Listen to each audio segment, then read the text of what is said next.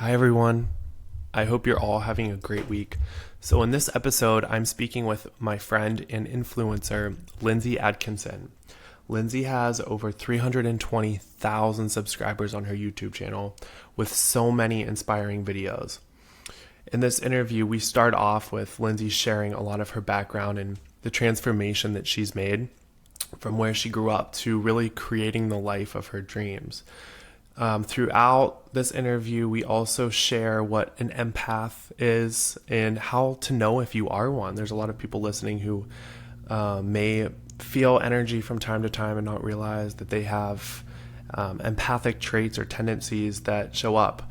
We also talk about manifesting, tips and tricks that Lindsay uses, also Lindsay's daily rituals and self-care routines that can really boost your life. It could help you create the life of your dreams, and it wouldn't be one of my interviews without asking some questions about some ghost stories. So Lindsay also shares a lot of her ghost stories. It's an awesome interview. We have so much fun, and I could talk to Lindsay forever. So thank you guys for listening and enjoy. Hi, Lindsay. Hi, thank you for having me. How's it going? Thank you for being here. This is my first in-person interview. Now I feel special. Yeah, Exciting. this is awesome. Yeah, I'm excited. So how are you doing? Good. I mean, I'm pretty good. How are you? Awesome. Great. So we'll start off by having you share some of your story. You're an influencer. Right. You have a lot of great content, YouTube videos. You inspire so many people. So we'll start off with having you give us a little bit of background on your life and what kind of led you to where you are today. I love that. Okay, so when I was about 18, small town in Georgia, like when I say small, I mean really small, like less than 2,000 people, I would say. And it was pretty conservative, closed-minded, and I always felt really different from everyone around me. I remember, just to be obnoxious, I would go to school and everyone was super religious and like Confederate flags everywhere, and I'd go to school and be like, I'm atheist, just because I felt so different, and I just, I always felt like I didn't fit in there. And even more than that, I didn't grow up in the best home. My mom, she did her best, but she has struggled with substance abuse since I was a baby, and because of that, we had really a lot of struggles with finances. And I didn't realize until I got older that it stemmed from things that happened with my grandparents. Like, I actually only just recently realized that my mom was a sibling of 6 kids, but she was the only one who was taken out of the home and put into foster care. And I had no idea. She never told me. Wow, so you just found out about that. I just found out, and I think she wanted to protect me and let me think my grandparents were these like wonderful people from her, or people to her. And sometimes I wish she had told me, like, yeah, my life wasn't great either, because I was always so confused growing up that we struggled to have food on the table. Our lights were always getting turned off. Like, I didn't always have school supplies, and it's not fun growing up and being the kid who has to, like, you don't have lunch money, or the teachers have to like bring you aside after class and like, hey, I heard you didn't have money for pencils, here's some free pencils. Like, it wasn't fun growing up, but when you get older, you do start to like understand that she did her best, but it wasn't easy. We fought a lot. She with her substance abuse, and I think because of things that happened to her when she was younger, she was really angry a lot. We'd go through times when she was maybe my best friend in the entire world, and she was a great mom, but then there were also times when I was terrified of her. And I think it came from her never being able to process that trauma and process what she went through. I think she just tried to like put it away for so long and didn't realize that she was pouring from an empty cup, which meant like she didn't know how to love anyone else. So it was sometimes hard for me and my brothers too to figure out love. So in high school, I was pretty isolated. I didn't make a lot of friends. I tried, and I just always felt like I just wasn't the same as anyone else. And I think for a long time I thought the people in my hometown were the only type of people out there. Like, there were only, like, I was kind of spiritual as a kid, and I was interested in things like the law of attraction and the universe, and I thought I must be crazy. And I would never tell anyone. I was like, oh my gosh, they're gonna like, Salem witch trial me if I tell anyone. So, my grandparents were the type, if I got in trouble, they would take me into a closet. It sounds scarier than it is, but they would take me into a closet and like make me sit there and read the Bible for like 5 hours. Wow. Because that's how religious they were. But when I turned 18, I originally started college and then dropped out after a semester and was like, okay, nothing wrong with college, but I just had a feeling like deep down, like I'm not supposed to do this. And I dropped out of college, and at first nothing worked out. I struggled some more. I was in and out of abusive relationships. I think I dated a lot of guys that I saw my mom date, you know, a lot of guys who also struggled with substance abuse or were aggressive or were angry. I think I was seeking that validation. But eventually, I think around the age of like 20 maybe, I remember waking up one day. I was living in this trailer that I was living in with like this guy that was my roommate. We weren't dating, we were roommates. And were eating oatmeal for like almost every meal because we were so broke. And I remember waking up one day thinking like, what am I doing? Like, why am I settling for this? So I started my YouTube channel, and I guess the rest was history. But should I go more into that, like continuing on with it? Yeah, you can go ahead with that. There were a couple points that I noted, some different interesting things. Like I know you said that you just found out about your grandma. Yeah. And it's pretty interesting. Something that I've been looking into on the side is kind of how different traits and different hardships can be passed down generationally. Absolutely. Too, and how that can carry through, and how it can be empowering to know what your parents have been through and what your grandparents have been through, and it can help to empower you to kind of make that shift and make that change, and to even have more compassion for where they've been as well. I agree. I think for a long time I held on to a lot of anger for my mom, and it actually hurt us a lot. It was really hard to have a relationship with her growing up because she was always like, no, I'm trying my best. And to me, I was like, okay, this cannot be your best. But now that I'm older and realize what she also went through, I'm like, oh wait, that might have been her best. Like like when I got older, like I had access to therapy, and because of YouTube and the money I made, like I was able to experience new things and realize, oh, there's a different life out there. But she never got that. So no one ever told her like, hey, like what happened to you with your parents wasn't okay. The way you were treated wasn't okay. So I agree. I think it gave me a lot more compassion for her, and an ability to be like, okay, like I don't approve of what you did, but I get it. Right. Which gives me a lot of like almost peace, I guess, about it. Yeah, and a lot of times too, when you're kind of forced into certain beliefs, or not even necessarily forced, but you don't know any better, that there are different religions everywhere, but giving yourself the space to kind of figure out what works for you, even if that changes all the time. Absolutely. Oh, absolutely. So what happened when you made your YouTube channel? It was kind of an outlet for you, everything right? happened. It's like my whole, I don't know, if it depends on what everyone believes in, but for me, I always say the universe. I feel like the universe was waiting for me to make a change, and then everything just fell into place. It's kind of like momentum. Like once like a ball rolls down a hill, like at first it goes slow, but eventually it's going to speed up. I always like to say like I just got a lot of momentum. So initially, I started my YouTube channel and I didn't see a ton of stuff from it, but I got a lot of confidence from it. I met a lot of people online that had different lives and lived in different places, and it made me really motivated to do something else. So I re-enrolled into college. I saved up from the little money I had made from YouTube and doing like odd jobs to buy a nice camera that I also got to use for my YouTube channel. And when I went back to college, I became a photographer. And quickly, my photography business, I was making enough where I could live. You know, I wasn't eating oatmeal. I was, surviving. And because of that, I could put more effort into my YouTube channel. And so I guess for the first year, I got up to about 30,000 subscribers. Wow. But then one day I was driving in the car with this guy that I had met through my photography program, and I was in the car with his parents, and there was something playing on the radio and no one was paying attention, and I just had this like intuition, like turn up the radio. I don't know what it is, but I always tell people something in my head was like turn up the radio. And I was like, hey, can you turn that up? And his dad was like, it's a commercial. I'm like, no, you have to turn it up. And it was a contest for a free apartment for an entire year and $70,000. And here I was living in a trailer filming YouTube videos, like waiting for my way out. And I remember as it played, I was like, oh my gosh, I have to enter that. And it was either his dad or his mom was like, oh, no one ever wins those. They're a scam. And I was like, I'm still going to enter it. And I entered it, and I told them, like when I entered, I was like, so basically it was a contest for this new apartment complex in Atlanta, Georgia, and they wanted someone to live there but document their lives on social media. They wanted them to be like an influencer for their apartment complex and show what it was like living there and going to the gym, and it was this full, beautiful complex. They had a movie theater, a Whole Foods, a Target, a Starbucks, all these different clothing stores, tons of fitness centers, basically everything you needed. And with the $70,000, you would get a free gym membership, free movies every week, free food. Everything was covered for an entire year. And here I was like, if I got this, my life could completely change.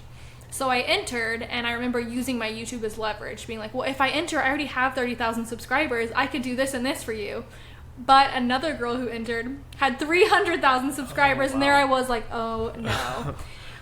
But I don't know, for the first time ever, I kind of felt like, no, this was, I felt like the universe was on my side. Especially with how you heard it in the car, and you had that gut feeling that. And that's really what got me in, like, really deep into the law of attraction. I watched The Secret for the first time, and I had been kind of negative because of my upbringing, and I told myself for this contest, I'm going to be super positive every day until the contest was over. It was a full year, and I'm going to act as if I've already won it. I'm going to talk to everyone around me as if I've already won it, even if that makes me look crazy, and I'm going to visualize every day and just pretend it was mine.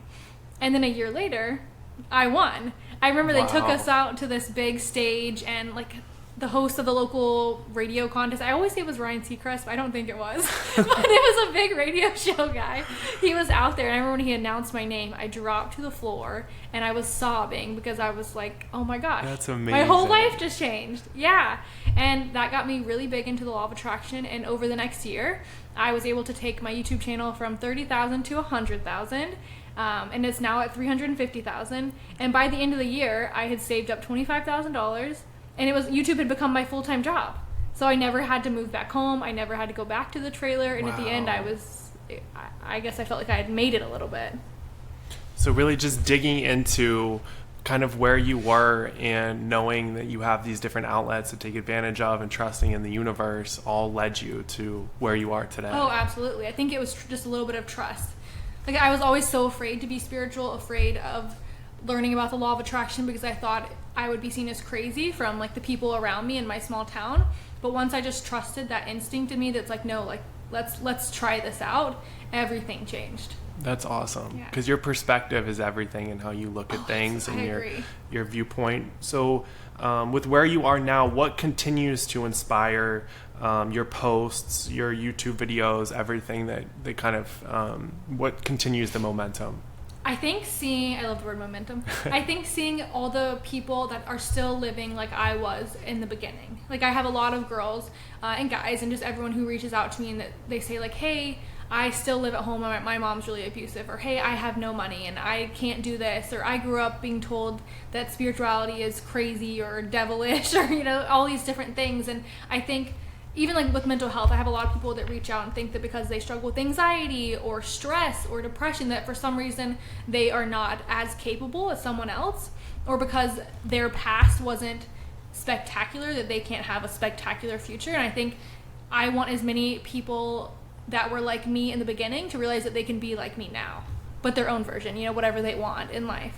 Right. That's awesome. And it's kind of like honing in the universe and utilizing just different tools. And like you said, it's spirituality. So regardless of what beliefs people may believe in, I think that there's so much that's all encompassing with all of this too, that it's really just trusting in yourself for a big majority of it. A lot of it was intuition, I think. I always had a feeling like I could do something different than people around me, but I was so afraid to listen to that. And I think a lot of people, even in my hometown, probably have that intuition. It's just about the people that are willing to listen to themselves, and also who are strong enough and also brave enough to follow that, because you don't really know where it's going to lead. But if you're brave enough to trust yourself, like it's going to lead somewhere nice. Awesome. Now, a lot of the people who have reached out to you or continue to comment on all of your posts, have you heard of any of their success stories or just different things that you've kind of helped them through? Yes. That's actually, I had a really, this one's not a big one, but this just happened yesterday. Noah and I were both freaking out in the car because I shared this little law of attraction hack the other day, and this girl reached out and was like, hey, just so you know, I put that I wanted to make an extra $10,000 this year. And I watched your video and I was like, there's no way that works. She's like, but I want to let you know within a week, I got the guts to go into my work and ask for a raise. And he gave me a $10,000 raise. And I was like, you did that. That's crazy. Did that. But more so than that, I do have people weekly, sometimes daily, that reach out to me and they tell me like the hardships they're going through.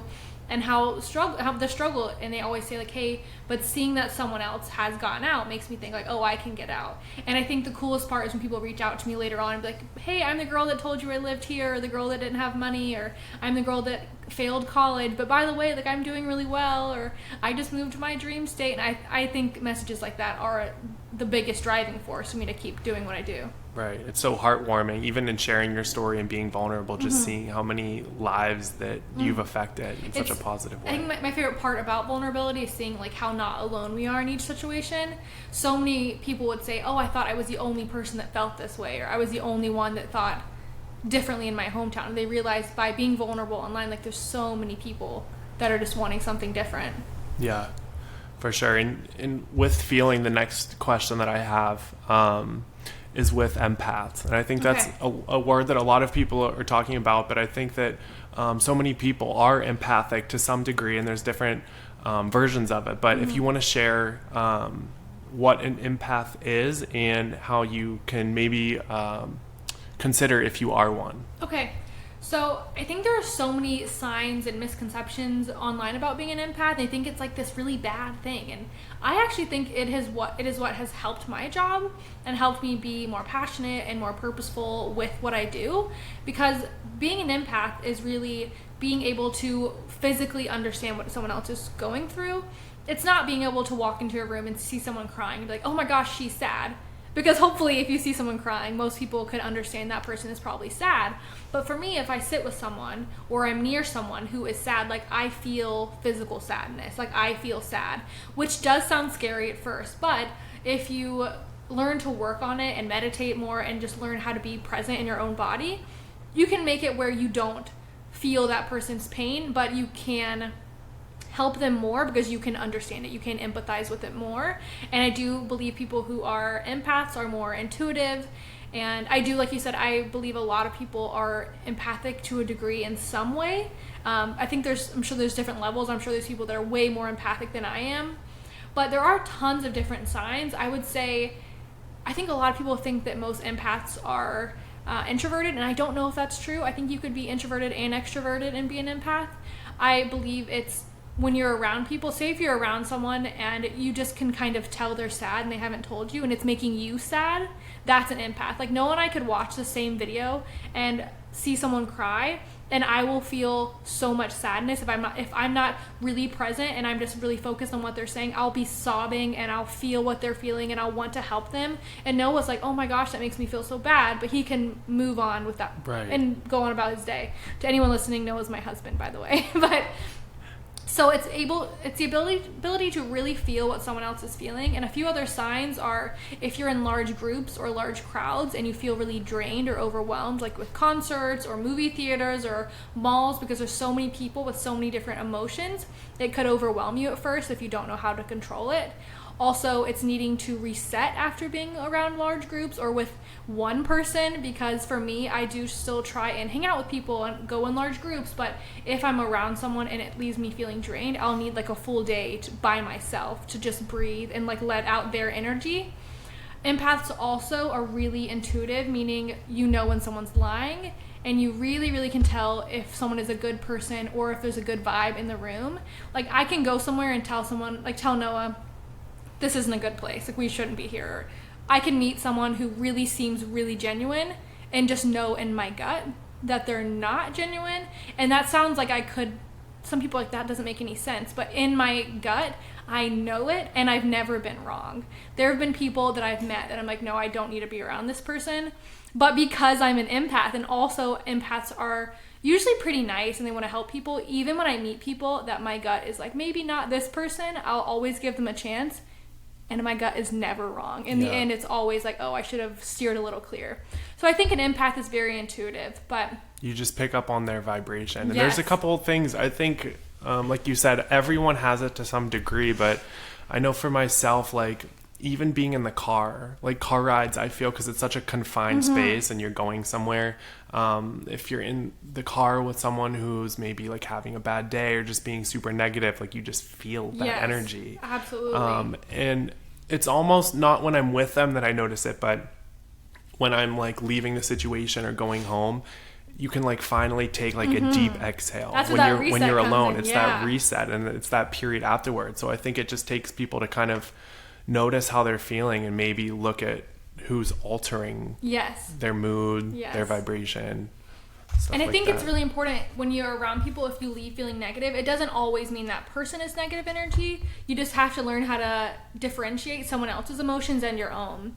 So something I'll do is I'll close my eyes and take a few deep breaths in if I'm feeling stressed after being around someone, and ask myself, what emotions am I actually feeling? Am I actually sad, or is this someone else's emotion? And typically I can tell, like, no, I have no reason to be sad. This isn't mine. I can let it go. And it takes some time, but I do think people can control it. It's so important knowing what's yours versus what Yes. someone else's that was projected onto you. And even what you said, which I thought was really interesting, about how empaths are perceived as being introverted, which I was watching this documentary a couple nights ago, and they basically said that they could be introverted or extroverted, but it's just the energy exchange. Yes. So a lot of times extroverts receive their energy from other people. So when you're thinking about it, if you're exchanging energy back and forth, that's not necessarily like the best way, because empaths can't really handle that it's better to exchange your energy vertically. So essentially working with your chakras, working with grounding and techniques like that, which I thought was pretty interesting. That makes a lot of sense, actually, because for a long time I thought I was really extroverted as a kid. And then I got older and something switched in me and I felt like I was very introverted. And then when I learned that I was an empath, there was this, I can tell you if you want real quick. I had this time when I was invited on this YouTube trip with a bunch of other YouTubers, and we got a free paid trip to Miami. We got this beautiful resort, and I had this like beautiful 2-bedroom hotel room with like a nice jacuzzi tub. They like stocked it with donuts and drinks. That's and awesome. They took us to do all these beautiful things. We got to meet the cast of Riverdale and go to the Versace mansion. It was really cool. And at the end of it, I went home and I just started crying. And Noah, my husband, was like, I thought you had a good time. I'm like, no, I had a great time. But it's making me really, I just feel sad. And I'm not sad, I'm really happy, but I just have to get that out. And I don't know what it is, but there's sadness in me. And he's like, that doesn't make any sense. And that's when I started looking it up and learned about being an empath, and all of it just made sense. And that is completely what changed my life. But because of that, I first thought I was an extrovert, and then I thought I was an introvert. But when I learned about being an empath, I'm like, no, I'm both. Yeah. It depends on who I'm around. Exactly. It depends on the energy in the room. Mm-hmm.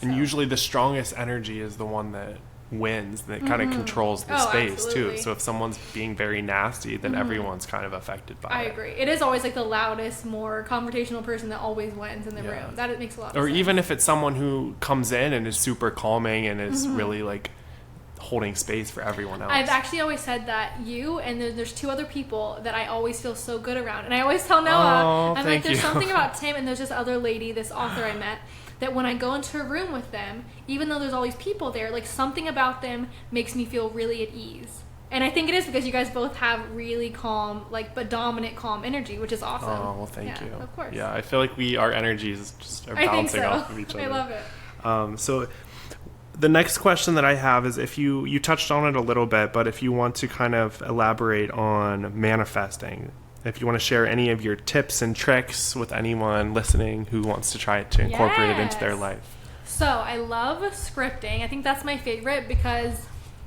I love writing as if it already happens. If I write my goals, I've just noticed that it just happens to come a little bit easier to me. I have a notebook over there actually on the table, and every morning, I now have Noah do it too. I write down my goals in present tense. Like I write, I am a YouTuber with 1 million subscribers, because I do know if I put it out into the universe, if I'm willing to work for it, that I can have it. So I write out my goals in present tense every single day. I also love to visualize. I feel like my trick with visualizing is I don't just try to visualize what I want. What I like to do is visualize something. I call this my like emotional matching that I just kind of made up in my head, but it works. I will visualize a time that makes me feel really happy first, like when I won that contest, because I have never felt, besides my wedding day, like in that moment, I had never felt such an overwhelming amount of gratitude and just like thankfulness and just just feeling so excited. So I will always close my eyes and visualize a different moment that made me feel a certain way that I need to feel in that moment. Does that make sense? Yeah. And so I'll visualize winning that contest, and then I'll take that emotion of being super excited and grateful, and then visualize what I'm trying to achieve and put that emotion on top of it so that it feels more real. Because I believe when we really feel something, like that's when our energy and our vibrations raise, and that's when we kind of match that energy that we're trying to achieve. So I try to visualize something that makes me in the best mood, and then visualize what I'm trying to achieve, and I have gotten really nice results with that. To just match that energy so it comes to because you. it can be hard to visualize like having 1 million subscribers, because I don't know what that looks like yet. I don't know how I'm gonna feel when I get it. You know what I'm saying? I don't know that exact moment in my head, but I can remember times that I felt so excited. And if I feel that, like a real emotion, I know people say fake it till you make it, and I do believe we should fake it till we make it a little bit, but I think if you have that emotion within you already, instead of having to fake happiness, if you can bring out a real happiness from a different time or from something going on in your life and put that emotion over visualizing something, or when you're scripting, you're going to see much faster results. And like you said, fake it till you make it. But 2 important points with that, which you also noted, is you're feeling the complete feeling too. So you're not really faking the feeling. You're really putting yourself in there, and also doing the work. You said that you showed up and you're doing the work. It's not like you're just sitting here and you're writing all of these wild dreams in a notebook. You're out there physically doing the work. Yes, I always tell people I always have people that will say, hey, I'm trying to manifest and I'm visualizing and I'm scripting. It's not working. I'm like, okay, but what work are you doing? And they're like, oh, I haven't done that yet. I'm like, well, it's like a 50-50 relationship. What if the universe has already come halfway and they're just waiting for you to get off the couch and do the work? Like, they could be, what you're trying to manifest could be waiting for you right now. They're just waiting for you to put in the effort. We can't expect things to just come to us. Like, dreams don't work unless we do. Manifesting doesn't work unless we do. Yeah. I always tell people to come up with 3 actions they can do for each goal that they can do either every week or every month, depending on what the goal is and how big it is, and to make sure to take those 3 actions every week or every month. That's awesome. Yeah. It's like you're not going to have anything happen if you're just sitting at home on the couch, not leaving, not getting out and making it happen for yourself. I think that's my biggest pet peeve is with manifesting. There are some people in the law of attraction community that will talk about it and forget to talk about action. I don't know if you've ever heard of Charlie Rocket. I love him. No, I haven't. He teaches law of attraction. You should look into him. He's got an incredible story. He's manifested incredible things, and he shares it from like a scientific way, I guess. Like he learned quantum physics, and if you learn quantum physics, I guess it actually explains why the law of attraction works from a scientific stance. It's really cool. Like, it changed. Noah didn't believe in the law of attraction when I would tell him, but when he watched that because it was scientific, he was like, wait, so this can work. I'm like, yes, it can work. And now he's like, wait, I want to do it. But one thing he talked about is that for some reason in like the top law of attraction world, they're told to not tell people to work. Because if you think about it, if you're trying to continuously sell books, you're not going to sell a book to someone who has it all figured out. And which is really sad, because I'd rather sell one book, teach people how to actually achieve their goals, than like tell them half of the information. So people have to realize, if someone tells you to visualize and to manifest, but they don't tell you you have to work for it, they're hiding something from you. You've got to work for it. So for those of you listening, there is science behind it as well. Yes, quantum physics. So for everyone who wants to make all of these a part of their daily life, what are some daily rituals or self-care routines that you do that you want to share?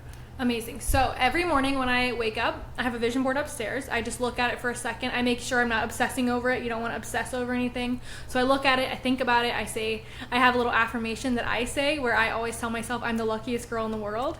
And I do that for everything I do, and I swear it's changed my life. When I drink a cup of coffee, I'm like, wow, this coffee is amazing. I get to drink this at home for free. I'm the luckiest girl in the world. Everything is coming for me.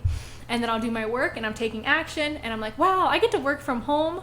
I'm the luckiest girl in the world. So I keep my energy really high that way. Around lunchtime, I will meditate like 4 to 5 times a week. And it's not anything crazy or too long. I have this book over there called 365 Ways to Meditate or Manifest. And they're 5-minute meditations. I'll do it really quick until I feel calm. Sometimes I'll go longer or less, depending on what I want, just to clear my head. And then also in the morning, every morning I will script. Like I said, I take action throughout the day, but every single night when I close my eyes, that's when I will visualize until I fall asleep. That's awesome. Yeah, so I just keep it a part of like my daily routine, but I make sure to keep it small. I think with the law of attraction, people get overwhelmed because like, okay, I have to script and meditate and visualize and make a vision board, and that can be really overwhelming. It doesn't have to be. You can pick one thing that works for you. Noah doesn't meditate. He doesn't use a vision board. He doesn't do any of that. He just scripts. He writes his goals like one time and really quick on a piece of paper, and he's already seen a big difference. I think take what works for you and what you can stick with and go with that. But I do think affirmations are a really quick way to keep your vibrations high, but I think you have to come up with one that resonates with you. Like for me, saying I'm the luckiest girl in the world resonated with me because when I won that contest, someone had said like, wow, you're the luckiest girl in the world. And then a few months later we went to Florida and we're at some place where there aren't supposed to be dolphins, and there was a few dolphins, and some girl's like, wow, you're the luckiest girl, it's here because of you. So I started telling myself, so it's stuck. So you have to think of an affirmation that you can say to yourself and you can believe it, and you can just keep saying it over and over until you really feel it.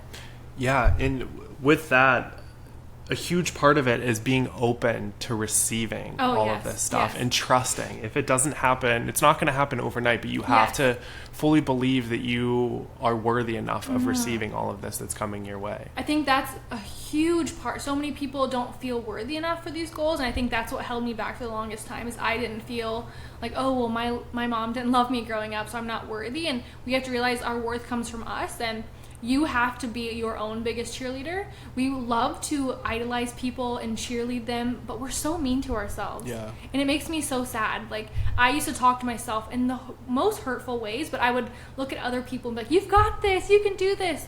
But once you learn to cheerlead yourself on, respect yourself, and realize, no, if someone else can do it, I can do it. I'm just as worthy and capable as someone else. Once you realize that you can have these things and not just like, okay, I can have it. Like, no, I can have it. Like, really feel it. That self-worth's going to take you places. Right. Now, with the vision board, I've always wanted to make one. I've done it like on my phone a few different ways, but I feel like in person for me, it might work better. Yeah. Do you use like cardboard? Like, how do you just... I just have a small little poster board. I don't like to put too many things on there or it overwhelms me. And here's a few tips is don't print out other people's faces. That is the biggest no-no. I always see people do this. I'm like, stop it. You don't want to put like... Okay, for me, I'm not gonna put Selena Gomez on my vision board like, oh, I want to look like her, because that's not gonna work. So I only print out things that I could feel and see for myself. If it has someone else's face on it, I'm not gonna feel it. So I printed out my own YouTube channel, but I photoshopped it to say 1 million subscribers. So that way it looks like my channel. Right. And I took like my own analytics from YouTube and like changed how many views I got. That way it looks real. And obviously you can print out pictures of places you want to go and how much money you want to see. But I do think make sure you put things on your board that make you inspired and not compare yourself. So when you put a celebrity on there, you're comparing yourself to them. So you want to feel good about yourself, not like, oh, I need to be someone else. Right. So I think that's a big key to it. Yeah, no, I totally agree. And like you said, feel is so important, and really tuning into the senses too. So I have this morning ritual that I'm doing. It's just a simple jog, but it's through this neighborhood that I would love to live in one day. Love that. And I was telling myself, like, I'm so thankful and I'm so glad that I am capable of running through this neighborhood, and I use my neighborhood. So it's kind of like that I already have it. And it's kind of funny because I'll listen to a couple songs on this playlist that really kind of raise my vibration. I'm not going to share what songs they are now. We'll see like after, maybe if I manifest something, I'll share it. Yeah. But there's one hill that's super steep, and at the top, I just feel like I have much more of a connection. I love that. Just because it's kind of elevated, I can look off. It's a peak. So you're really getting into your senses, whether it's hearing your favorite song or like being grounded, being outside in nature, feeling the sun on your skin. So it's really kind of encompassing all of that too. I love that. Yeah, I love that.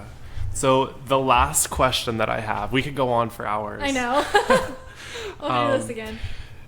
This podcast deals with a lot of energy. So one spectrum of energy is the supernatural. Okay. And we've talked a little bit about it before, but Lindsay, if you want to share some of your supernatural occurrences, ghost stories, etc. I'm not going to lie. I was a bit of a skeptic for a long time. Even sometimes now I'm a skeptic, but there are just instances that they happen. I don't imagine them. My grandmother, who is like, she does not believe in this, is like, no, yeah, this happened. You said this. You did this. So it's hard for me. I'm like, I don't know. I definitely think it's got to be true, but... I'm still skeptical. Yeah. No, and I totally think that that's like, if we feel something that's off, or if we are imagining things, I think our rational mind kind of changes how we remember it, so it doesn't seem like it actually happened. Because so it's scary, right? Yeah, it is a little scary. You want to make sense of what it is. I think so. So when I was a kid, I lived with my grandparents at one point, and I would wake up all the time, and I would tell my grandparents that there was a man sitting in this tree outside of my window. I would say this all the time. I was like, Mimi and Papa, there is a man that sits out of my window. I see the moon behind him. He wears a straw hat. He's wearing overalls. He's got a piece of like that straw grass sticking out of his mouth, and sometimes he's eating an apple. And it was an apple tree. And my grandma was like, you're crazy. I'm like, no.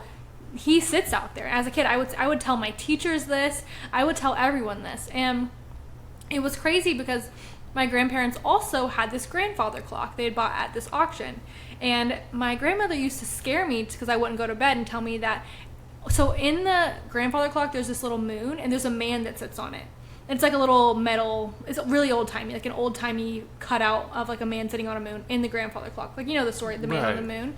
And she'd always tell me, if you're not in bed when the clock hits 9, he's going to jump out and he's going to run around and get you. And the weird thing was, it would strike at midnight, and it would always wake me up every night. And I was like, oh no, he's out. At and midnight. Every time it would wake me up, I would look out my window, and I would see that man on the tree.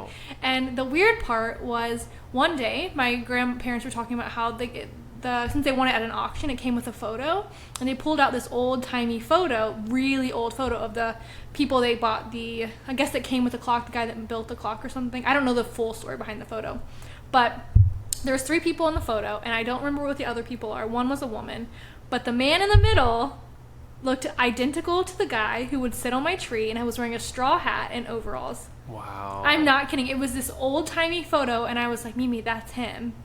And she's like, honey, you must have seen this photo. Because she's like, well, you did describe him just like this. You must have seen the photo. I'm like, I was like 9. I had never seen. Isn't that crazy? And that's intense. It's so interesting. Like, a lot of people have their first experience or their only experience when they're like within that age range too. Even with like imaginary friends, like a lot of people who claim to remember their imaginary friend, it was actually like, I've had a few. There was a time when my grandparents lived in this big house in Atlanta, and it was like an old like colony house, so it probably had definitely some energy in there. If it's real, there definitely would be there. This house was from like the 1800s. And there was an old basement. It was huge. And I would always tell my grandparents that I was going to go downstairs and talk to my friend. And I would tell my grandparents it was this like old lady who would sit down there, and I would just like sit there and talk to her. My grandma was like, okay. And my grandparents were like, she's going down there to talk to Satan. And I was like, no, my friend's down there. That's where I talked to her. oh, do you remember anything about that, or your grandma just told you afterwards? I just remember she was a bigger lady that would wear like maid type clothes. And it was the type of house in old times that would have had a maid. And I remember she would wear like a frock, type of dress where they had like the frills and like something tied around it. And it was weird because it was this big room. And this house didn't need a room like this. It must have been used for something. It could have been like a maid's quarters or something. It was this huge basement that my grandparents had like, I wish I could explain to you how large it was. I remember as a kid, I felt like I was inside a Walmart. It was that big. Wow. It was a really large house. And the basement was that large. And so it was just, it would make sense, I guess, for someone to be down there. But even when I think about it now, I'm like, are you sure, Lindsay? Well, it seems at least that it was more of like a friendly feeling, right? Yeah, so it wasn't like I wasn't afraid of that one. I was afraid of the man Johnny in the Appleseed, but I wasn't afraid of the woman, but... Yeah. And even if you remember, I told you recently, I woke up in the middle of the night every night for like 6 months after we moved in here, from the very first night until like a week or 2 ago. And I would wake up in the middle of the night, and I'd always tell Noah, I'd wake him up and say, there's someone in the room. And he'd wake up and he's like, there's nothing in here. Wow. And I would always, when I was asleep, feel like I saw a black figure, but when I opened my eyes, it was gone. When you came over and what would you call that? I Palo Santo'd, cleared the space. So after you did that, I have not woken up in the middle of the night once. Wow, so it worked We didn't really check in after. Yeah, isn't that crazy? I'm glad that you felt a difference. Yeah. Wow. So That's that awesome. was a big difference. Yay. So, awesome. who knows? Well, thank you so much, Lindsay. I Yeah. had the best time talking with you. Thank We'll you have to for do this having me. again. Yeah, I would love to. For You sure. have to come on my YouTube channel one Yeah, day. I'm totally down. So for everyone listening, Lindsay, how is the best way people can follow you? So I am on Instagram and YouTube at Lindsay, Lindsay, Adkinson. And I think that's it. I don't know if there's any other Lindsay Adkinson, so it's Okay. pretty easy to find There me. we go. The one and only. Well, thank you again. Thank you.